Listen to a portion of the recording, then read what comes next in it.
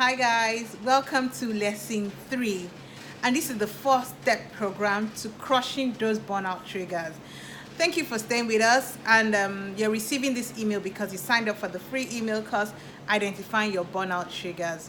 So these 4 steps are tested and proven, and if you go through them, nothing else will stop you. So what is step 1? I'm going to surprise you. Step 1 is fight. Like, you can't shy away or wait for your signs to pass.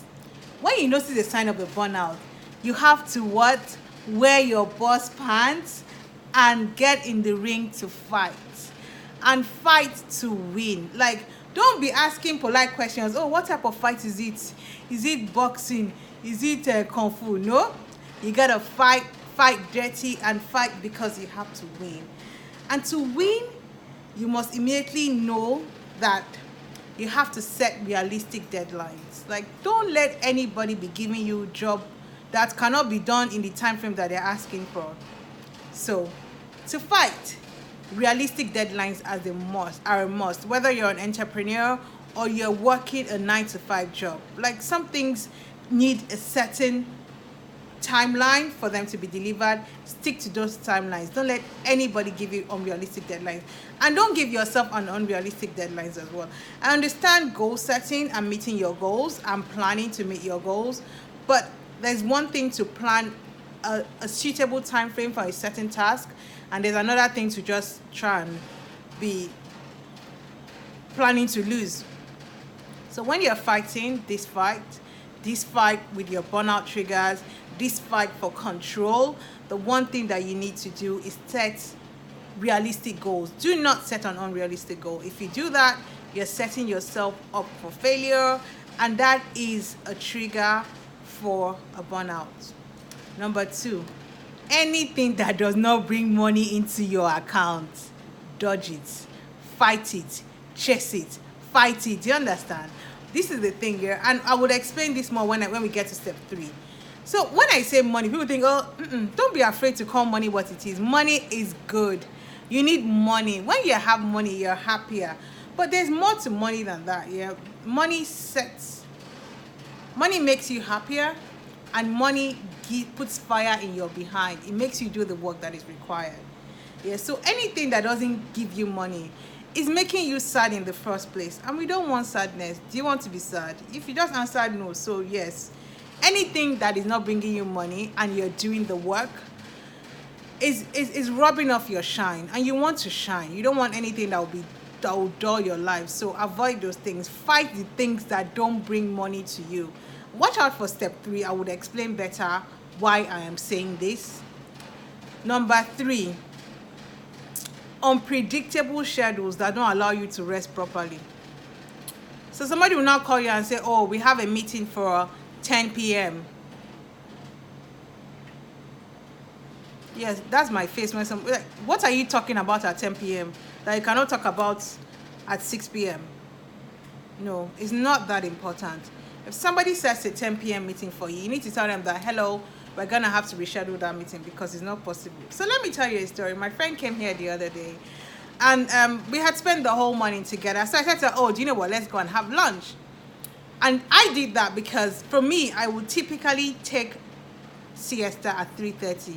Be rolling your eyes saying, oh, Kemi is bushy. No, you need that siesta too. So we go for lunch, and then we get back home just in time for my siesta. And I said to her, oh, I'm going to take my siesta now. She was like, you sleep in the afternoon? I was like, yes, I sleep in the afternoon because guess what? I've been awake since 4:30, so I have spent the first 12 hours of my day being active. She was like, now for you. Do you know what? She slept before me. Yes, she did sleep. And this is the thing, that because you don't have the awareness that you need this rest, you are fighting it. You fight the sleep, yeah, and then you don't sleep, and then you are groggy for the rest of the day. So do you know what? And she had come to see me with her son. So I quickly packed her and I said, oh, you guys, you know what? You need to leave now because, I need to have my siesta. She did not believe it's me. I called the Uber for her and put her in the car because I needed my siesta. So do you know what? I fought her. She left my house. I went and I had my siesta because I was not going to change my schedule. I needed my siesta. And I had seen proof that she needed the sleep as well. So this is the thing, yeah? You need to Your schedule needs to be predictable, and anything that disrupts that schedule, you need to block it and fight it for what it is, because it's the enemy of your progress. You need to fight it and you need to eliminate it. So step one is fight. And so these examples are practical ways that you can use to know that, oh, this is the time to fight. I'm not saying go and start hustling everybody. No, this is not the hustle. But in Nigeria, where you have to change it for them. Like, if somebody is bringing an unrealistic deadline, change it for them. Yeah, some things I always do. So some people call me now and say, oh, like, oh, we need you to. They would have these ideas that, oh, we want to service 300 clients, and we want them to get 30 minutes massages, and we want 10 therapists to do it. And I know that it's not possible. So I would say, oh, you know what? In order to do that, you need to pay so and so and so and so amount. Immediately the conversation changes. You know, understand? So they're now like making adjustments. And that's what it is. Because if you put yourself in a situation where somebody has demanded of you an unrealistic goal, first of all, you're going to fail. And when you fail, you will hate yourself. And so you need to fight that. Because when you make failures like that, when those type of failures become consistent, you're setting yourself up for a burnout. And that is a trigger. We don't want that. So I'll go on to step two. Step two, call the cleanup crew. I like that one because you know what? Like, after you have fought, everything is messy. The whole arena is ready for some things. You have to call your girls. That's the cleanup crew. Sometimes you can't handle these things on your own. And when that time comes, the safest thing to do, the next course of action is to call your support system. And I call them the cleanup crew, because your cleanup crew will do whatever is required.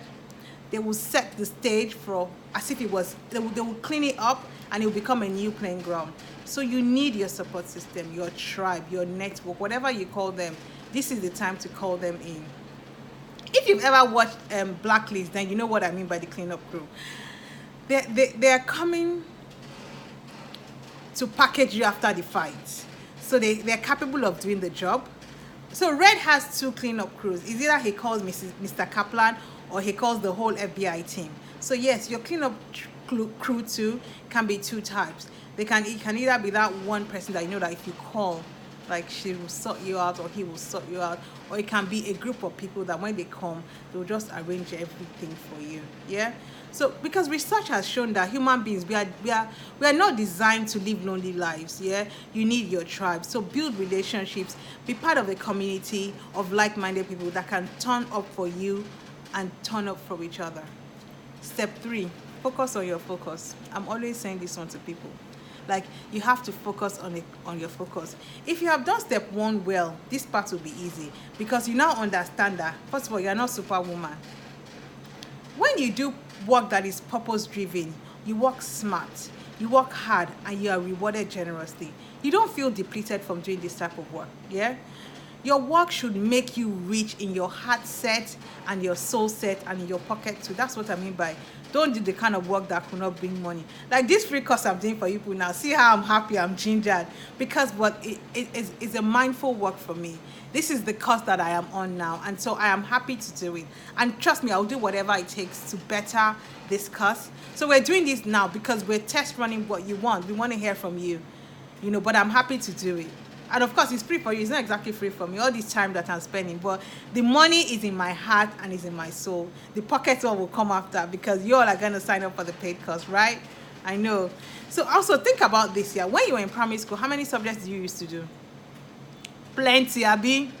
You now enter secondary school, the thing reduced small. Yeah? You enter university, reduce small. By the time you do master's degree, the thing, only 2 courses. By the time you do doctorate degree, 1 course. See how they are reducing your focus. Now, madam, how old are you? If you don't think it's time for you to do that PhD, do a PhD in your business, do a PhD on your 9-to-5 job. But what? Reduce your focus. Whatever you are doing now, that's the only thing you need to do. All these other extra is a lie. You say, no, I have to have, yes. And this is not saying, oh, you only need one source of income. No, multiple sources of income is different from focusing on your focus. You need to fine-tune your processes, reduce and polish, focus and refocus. Again, focus on your focus. Step number 4. You have to call Hope. Do you know Hope's number? Call Hope. Now, who is Hope? Hope is your It's the supreme God. I'm Muslim, so I know when I say call hope is when I go into prayers. And I go into prayers 5 times a day. Every night you have to pray. Prayer is important. Prayer is what gives you hope. It's that lifeline that we all need. So this is the thing, yeah? You need to believe in something that is bigger than yourself, something that is bigger than your problems, whether they're perceived or accurate, so that you can find hope. Without hope, there's no point. You better just allow that burnout to swallow you now and be miserable, because if you do not have hope, then why are we here? And that's step 4. So and this is the thing, like when all else fails, yeah, call hope and stay with hope. Because what hope will do for you is to allow you to go back to step 1. So again, I'll go through all the 4 steps on this 4-step program for you. Step 1 is fight. You gotta fight. You have to fight, and you have to fight to win. Yeah? Don't accept unrealistic deadlines from anybody. Do not accept unrealistic goals for yourself. Step 2 is call your cleanup crew. Whether your cleanup group is a whole tribe or a one-man team, you need to know who to call and when to call them. Number 3, focus on your focus. Nobody likes a jack of all trades, master of none. If you are still pretending that you need to be doing all things, you're lying to yourself. You only need to be doing that thing that you are the best at. You need to find your onlyness. There's something that only you can do. Once you identify your onlyness, you're purpose-driven, you're fulfilled, your heart set is filled, your mindset is filled, your soul set is fulfilled, and your pocket is full of money. The last one, pray, meditate, speak to your God, stay in silence, and allow things to come to you. You would find everything that you're looking for in silence. There are lots of amazing quotes that I can share with you, and I will share them with you. Again, my name is Kemi, and this is the Identifying Your Burnout Triggers course. It's lesson 3.